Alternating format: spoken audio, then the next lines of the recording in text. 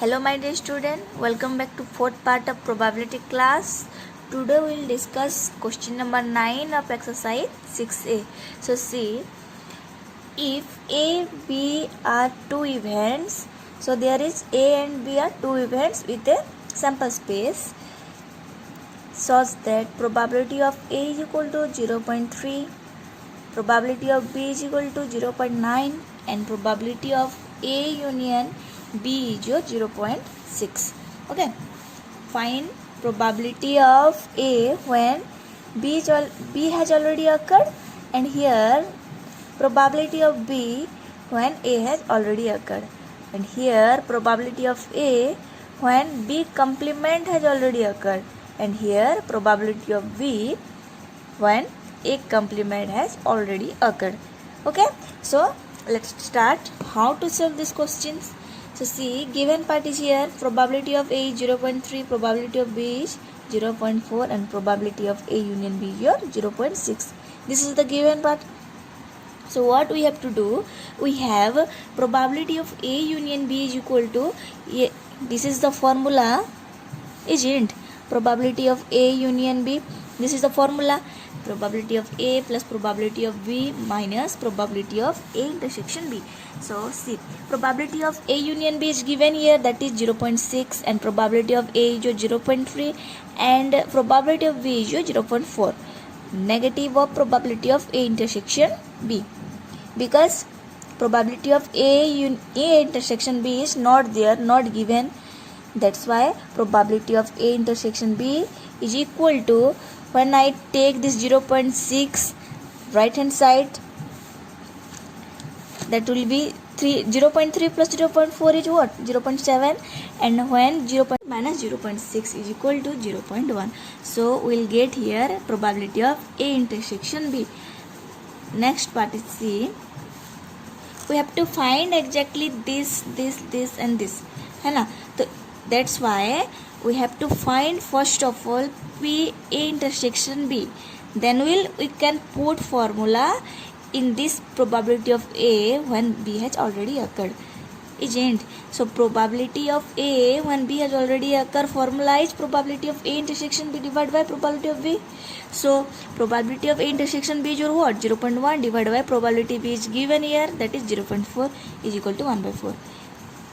As like probability of B when A has already occurred, the formula will be opposite to this formula.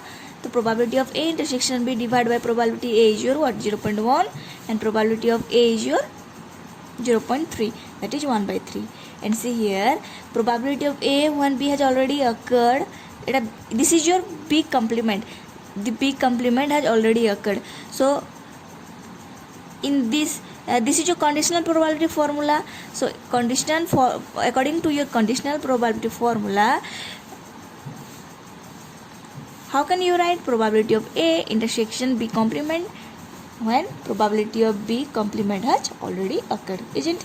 So we can write this A intersection B complement is equal to A minus B also. Okay, and this also written as this. How? Probability of B plus probability of B complement is equal to 1. So when you take probability B in your right side, then it will be your negative 1 minus probability of B. That's why I am directly written here probability of B complement is equal to 1 minus probability of B. After that, see, we can write probability of A minus B is equal to probability of A minus probability of A intersection B, that is your distance set, divided by 1 minus probability of B. So put here probability of A value is 0.3, probability of A intersection B is 0.1, and 1 minus probability of B is your what? 0.6, that is 1 by 3, isn't? So next, coming to 10 number question, same 9 number में जो किए थे उसके साथ same ही है. Okay, so see, coming to 11 number question, if A and B are independent event so that A complement and B complement are independent, A and B complement are independent, and A complement and B are independent. We have to solve like this 3 bit. Okay, if A and B are independent event, तो हमको ये 3 show करना है. First of all, we have to write down A and B are independent event because given here.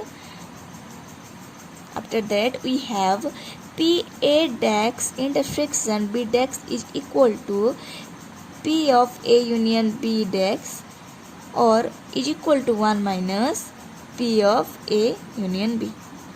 See, we can write this formula. जो ये आपका है ना P A intersection B dash जो है, इसको हम P A union B dash करके भी लिख सकते हैं. और इसको कैसे लिख सकते हैं? इसको ऐसे लिख सकते हैं.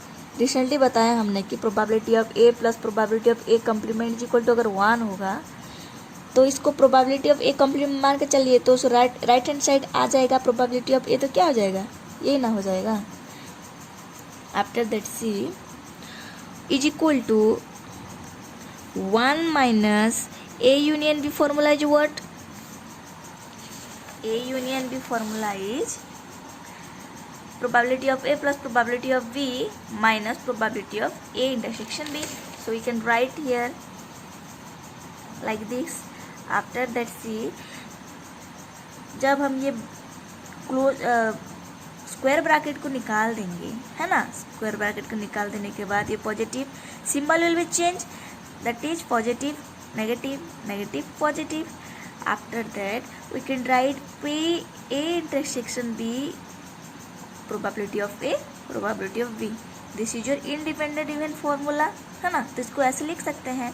After that see probability of 1 minus probability of A probability of B and probability of A into probability of B जो है आपका, इसको देखिए मैं 1 कॉमन कर सकती हूँ. इधर 1 कॉमन कर ली तो रहेगा क्या? 1 minus probability of A.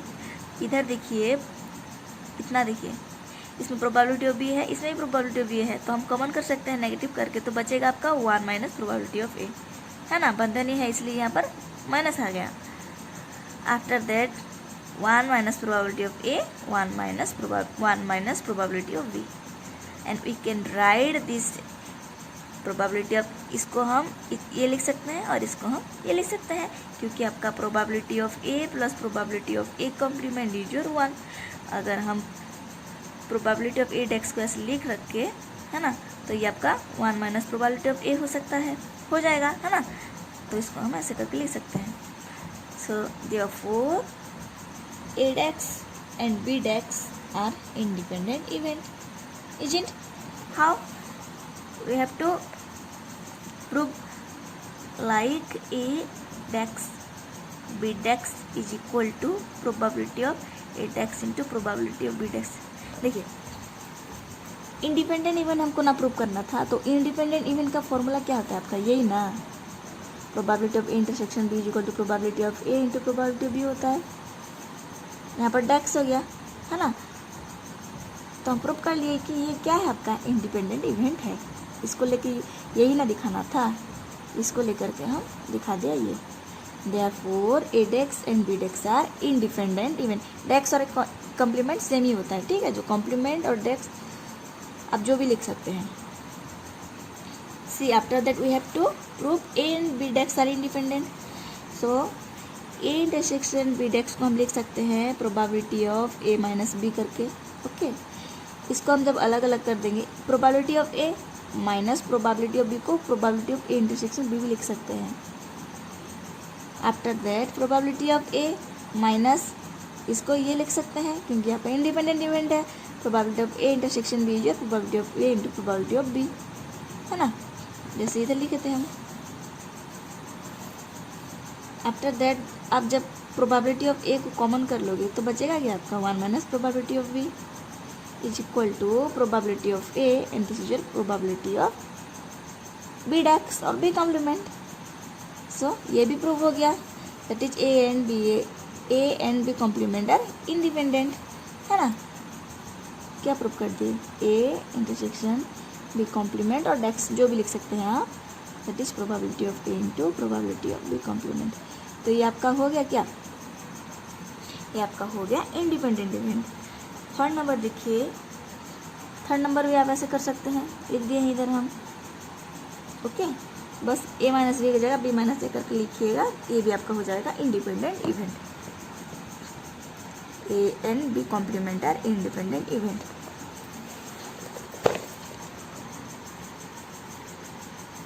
Two different digits are selected at random. ये आपका 12 नंबर हो गया, ध्यान से देखिए. टू डिफरेंट डिजिट मतलब अलग अलग दो digit selected at random from the digit 1 through n. ठीक है. If the sum is even, अगर उसका सम इवन है, what is the probability that free each one of the digit selected. Okay, इसका एक क्वेश्चन का बिट आई ये है. क्वेश्चन पूछा है आपको, दो डिफरेंट डिजिट है selected at random through 1 to 9 sum को सिलेक्ट किए हम. ठीक है, टू डिफरेंट डिजिट. तो पहला बिट का क्वेश्चन ये है कि द सम इज इवन, अगर वो तो डिजिट हम रैंडमली पिक करेंगे, अगर उसका सम इवन है तो what is the probability that 3 is one of the digit. समझे. तो बिट आई ये आपको बोला है कि 1 से 9 1 2 3 4 1 2 3 4 5 इतना 9 1 से 9 अगर हम दो डिजिट रैंडमली सिलेक्ट कर रहे हैं तो कितना प्रोबेबिलिटी है कि उन दोनों डिजिट का सम इवन होना चाहिए. इवन मतलब जो दो से इजीली डिविजिबल है ना. And what is the probability that the 3 is one of the digit selected. ठीक है, जब दो डिजिट सिलेक्ट करेंगे 3 आना चाहिए, एक में 3 आना चाहिए, कितना प्रोबेबिलिटी है ना. तो ये हमको दिखाना है बी टाइम में. If the sum is odd, अगर उसका सम ऑड हो गया, 2 से डिविजल ना हुआ, वो जो दो डिजिट हम पिक किए थे, what is the probability that the 3 is one of the digit selected. वो ये है. ठीक है. If 3 is one, third bit बोला है, if 3 is one of the digit selected, what is the probability that the sum is odd. If 3 is one of the digits selected, what is the probability that the sum is even? Okay. तो देखिए question तो एकदम समझ में आ गया होगा clearly. तो क्वेश्चंस करते हैं हम. Two different digit are selected at random from the digit 1 through n, है ना. Let A B the event. ठीक है, मान कर चलिए ए आपका इवेंट है. That the sum is even, उसका सम इवन होना चाहिए जो हम टू डिजिट हम सिलेक्ट किए थे. And let be with the event that 3 is one of the number selected, है ना. जो दो डिजिट सिलेक्ट किए थे उसमें 3 क्या है आपका, एक होना चाहिए. जैसे करके भी जो हम 1 से 9 तक जो दो डिजिट सिलेक्ट किए थे रैंडमली, है ना, दो डिजिट, एक में 3 होना चाहिए, दूसरे में क्या हो कि हमको फ़र्क नहीं पड़ता, लेकिन 3 होना चाहिए. और इन दोनों का सम इवन होना चाहिए, दैट इज 2 से डिविजिबल होना चाहिए. क्वेश्चन नंबर 1 यही कहता है, इज इट. तो we have to find probability of B when A has occurred. A को क्या लिए हैं हम, ए को लिए हैं सम इज इवन लिए हैं. तो इवन वो आ चुका है, इसलिए हमारा ए क्या हो जाएगा, this probability has already occurred ना. हमको प्रोबेबिलिटी ऑफ बी निकालना होगा. Probability of B when A has occurred, तो प्रोबेबिलिटी ऑफ बी क्या है आपका, 3 is one of the number, है ना. कितना मतलब चांस कितना है, वो जो दो डिजिट होगा वो जो 3 आना चाहिए वो जो दो डिजिट में हो. तो हमको प्रोबेबिलिटी भी फाइंड करना है ना. समझ में आ गया.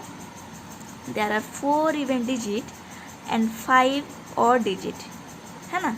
1 से 9 तक देयर आर 4 इवन डिजिट है और 5 और डिजिट है. Therefore, the sum is even if both number are odd or both are even.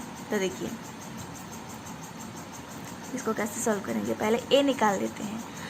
तो हमको दो डिजिट हमको पिक करना है, तो पहले हम क्या करेंगे, ए लिखेंगे. ए को हमको निकालना है तो चूज करना है ना. हमको क्या करना है, चूज करना है. पहले चूज के लिए हम क्या करते हैं, 4 क्या होगा आपका, 4 होगा आपका इवन डिजिट, 5 होगा और डिजिट. तो चूज करना है 2 नंबर, इसलिए हम C2 करके लिखे. तो इसको निकाल दो, ये आ जाएगा आपका 16. इसका फॉर्मूला होता है NCR equal to n factorial by n minus r factorial into r factorial. According to this हम यहाँ पर पुट कर दिए और जब कट किए तो हमारा आंसर निकला 16. तो ए जब 16 निकल, to find probability of A, number of favourable outcomes divide by total number of outcomes. तो हमको 9 डिजिट से सिलेक्ट करना है, 1 से 9 तक, सो 2 सिलेक्ट करना है, दैट्स वाई 9C2। ए तो निकल के आ गया आपका 16, है ना। तो 16 divided by, this is 9 factorial by 9 minus 2 factorial into 2 factorial, तो ये निकल के आ गया 16/36, ठीक है। तो बी का, बी देखिए, बी हो जाएगा आपका 1 3 5 3 7 3 9 3 3 2 3 4 3 8 3 6, मतलब 1 से 9 के बीच हर डिजिट में हमको 3 लेना है, मतलब अरेंज करना है 2 डिजिट करके। 1 से 9 हम कोई भी डिजिट लेके उन दोनों का पेयर बना सकते हैं, है ना, लेकिन 3 मस्ट बी देयर। तो देखिए 3 है इसमें, 1 और 3 में, है ना, 5 3 में भी 3 है, मतलब 1 से 9 के बीच 2 डिजिट उठाना है हमको, जो 3 कंपल्सरी आएगा ही आएगा। तो इन सब में 3 है। आपका ए क्या कहा है, डिजिट मस्ट बी इवन। तो देखिए इन दोनों का डिजिट ऐड करने से क्या हो रहा है, 4 8 10, ये 12 6 7 11 और ये आपका 9। तो इससे 4 है, 8 है, 10 है, 12 है, 6 है, ये क्या है आपका इवन डिजिट है। तो A should be your even when you add 2 digit. समझ में आ गया ना। तो आपका ए क्या हो जाएगा, ए हो जाएगा आपका 1 3 5 3 7 3 9 3 3 2 इज एंड। तो A intersection B will be what, जितना लिखे हैं उतना ही आएगा, है ना। कॉमन पार्ट को हमको चूज करना होता है, इंटरसेक्शन बी में जो कॉमन है हम लिख दिए। सो प्रोबेबिलिटी ऑफ बी क्या हो जाएगा आपका, so probability of B will be your 1 2 3 4 5 6 7 8 divide by total कितना हो सकता है 36, that is divide by 36। And probability of A intersection B क्या होगा आपका 1 2 3 4 4 divide by 36, okay. So probability of B when A has occurred, the conditional probability formula, probability of A intersection B divided by probability of A. So probability of A intersection B is your 4/36 and this is your 16/36, that is 1/4, okay. See next number. अब ये 36 कहाँ से आया आप पूछोगे, ये आपका total number of favourable condition है, क्योंकि हमको 9 में से 2 चूज करना है। सो 9C2 क्या हुआ था आपका 36 हुआ था, that's why this is your 36, okay. So आते हैं क्वेश्चन सेकंड भी देखिए, let A with the event that the sum is odd, है ना। A with the event that sum is odd, मतलब ऑड आपका 5 है, इवन 4 है। फिर जाके बोला है the sum is odd if one of the number is selected is odd and other is even. इसको अब C2 C1 जैसे किए हैं हम 9C2 करके अरेंज किए थे, अब इसको 9C5 करके भी अरेंज कर सकते हैं, है ना। तो सबको हमको इंटू करना है। सो पहला तो हमारा कहा है कि ऑड करके, तो ऑड 5 है, 9 में से सिलेक्ट करना है, 5 डिवाइड बाई 9 इंटू जो फिर से सिलेक्ट करना दैट इज 1 कम जाएगा 4/8, है ना। फिर हमको इवन करके, इवन बोला है फिर से, सो इवन तो 4/9 होगा इंटू फिर जाके आपका हो जाएगा ऑड बोला है, फिर से ऑड होना चाहिए, दैट इज ऑड आपका 5 है, डिवाइड बाई 1 अगर चला जाएगा तो ये आपका 8 हो जाएगा। सो टोटल जब हम मल्टीप्लाई कर देंगे तो 20/36 हो जाएगा probability of A. So let B the event that one of the number is selected is 3, है ना। सो उसको हम ऐसे अरेंज कर सकते हैं 1 3 2 3 4 3 5 3 6 3 7 3 8 3 9 3, okay. Then A intersection B will be your 3 + 1 is your what 4, but हमको यहाँ ऑड सिलेक्ट करना है। तो ऑड देखिए कहाँ पर है आपका 2 3 4 3 6 3 एंड 8 3, बाकी तो इवन है। तो चूज करके हम इंटरसेक्शन बी, ए को प्रोबेबिलिटी ऑफ ए जो होगा उसको हम ऐसे लिख देंगे पहले, प्रोबेबिलिटी ऑफ जो और खाली आएगा डिजिट, फिर इन दोनों का इंटरसेक्शन निकाल लेंगे, सॉरी ओनली ए। तो जो दोनों का जब इंटरसेक्शन निकालेंगे तो आएगा 2 3 4 3 6 3 8 3, है ना। So after that probability of A intersection B will be your 9C2 था आपका, 9C2 36 निकला था, that is total number of outcomes. And intersection क्या है आपका इन दोनों का, 1 2 3 4 4/36। और ये आपका फॉर्मूला के अकॉर्डिंग हो जाएगा, probability of B by A is your 4/36/20/36 equal to 1/5। Okay, हमको ए निकालना था, बी तो फाइंड था हमको पहले से। Third number, this is probability of A by B is your probability of B intersection A by probability of B, जो है गिवन आप लिख दीजिएगा। ओके, सो ये आपका 1/2, ये भी आपका 1/2। क्वेश्चन जो अकॉर्डिंग है उसको देखिएगा और ये सॉल्व कर दीजिएगा। 13 नंबर देखिए, ये 13 नंबर भी आपको किए थे आपका 9 नंबर में शायद, ये भी आपको खुद से कर लीजिएगा, आ जाएगा आपको। 14 नंबर देखिए, if probability of A is 0.6, probability of B by A is 0.5, find A intersect A union B if A, B are independent. The probability of B when A has already occurred is equal to probability of B intersection A by probability of A. We can write that is 0.5. Okay, 0.5 and